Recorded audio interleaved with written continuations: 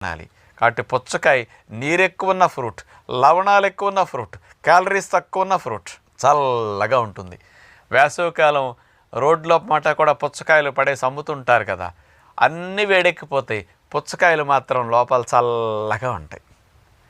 అంటే దానిపైనుండే తొక్క అంత రక్షణ ఇస్తుందన్నమాట. అందుకని వేసవికాలంలో పుచ్చకాయలంటే కొనుక్కోని వారు ఉండరు. కానీ దీనివల్ల ఎన్ని లాభాలు ఉంటాయో నేను ఇక్కడ మీకు వివరణగా చెప్తాను. ఈ సమ్మర్కి స్పెషల్గా పుచ్చకాయ వాడుకుంటే బెనిఫిట్స్ కూడా మీకు తెలియాలి కదా. మామూలుగా మనకి పుచ్చకాయ ముక్కలు వేసవికాలంలో వాడుకున్నప్పుడు మీకు ప్రధానంగా కాస్త వెంటనే బ్లడ్లోకి వెళ్ళిపోయి తేలిగ్గా డైజెషన్ అయిపోతాయి. ఒక half an hour 45 minutes 1 hour లోపే పుచ్చకాయ ముక్కలు అంతా నీరు తేలిగ్గా డైజెషన్ అయ్యే భాగం కాబట్టి వెంటనే బ్లడ్లోకి వెళ్ళి ఇన్స్టెంట్ ఎనర్జీని ఇస్తుంది. అది మీకు శరీరంలో చెమట రూపంలో కాస్త